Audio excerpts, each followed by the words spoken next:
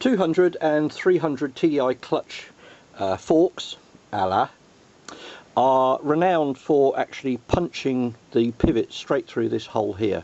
There are some heavy duty options on the market, but to be honest, when you look at some of them, they're pretty appalling, because what they do is they weld a little strip across here. Well, that's all well and dandy, but this is pushing like billy-o, and unless it's really supported in all four planes, it's still going to either bend a bit of crappy old metal that's being put on there, or even just punch through again. To give you an idea, this one has come very kindly from a customer's truck who's just fitted one of our paddle clutches. If I put an engineer's parallel on there, you can actually see there's a little bit, just a little bit, where that little bit there is prouder than these edges here. But that is virtually brand new. He put this in about 6 months ago. To give you an idea of what's happening, here's one that I acquired, which is on its last legs. It doesn't look any different to the other one, except when you put this on now, you get quite a significant rock.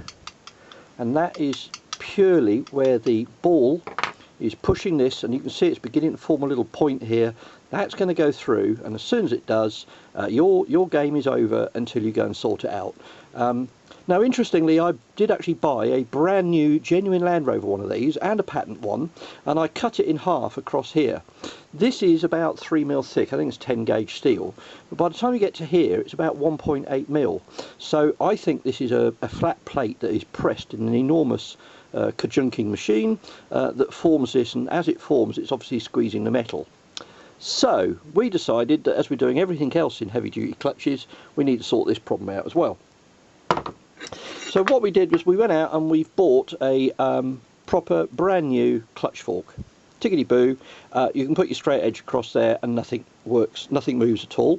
And then what we've done is been to see the laser cutters. Now this is 3mm Domex 700 MC. Translation, put it in a vice and try to cut it with a hacksaw, and the hacksaw slides around anything. Domex is immensely strong, hugely stronger than mild steel, reputed to be somewhere between 2 and 3 times as strong. What we've done is we've made it so it's a perfect fit onto the clutch fork, and what we then do is break out the TIG and TIG weld it with a series of welds going all the way round, so that it is completely reinforcing all the way around this ball under here. It's reinforced with Domex. These are then sprayed satin black, and are then available either from our web shop, or we're putting them on eBay. But we're also putting a pair of these on. These are the little bits that go against the release bearing. These are brand new as well. These have a habit of deforming and actually jamming on the pins, so you might as well have a pair of those. And we also put a new clutch slave cylinder pin retainer.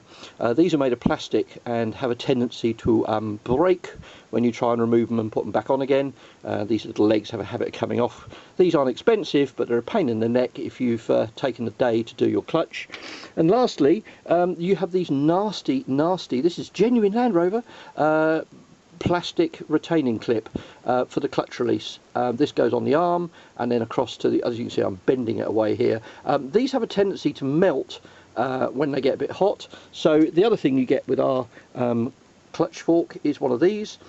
This is actually CNC cut stainless steel retaining fork, and it will fit V8s, 200s, 300s, TD5s. On some you'll find that your clip is a little bit shorter here, you just linge it off. But there you go, new Xcess 200s and 300 TDI Domex strengthened clutch fork. Thanks very much. Break that and I'll be amazed.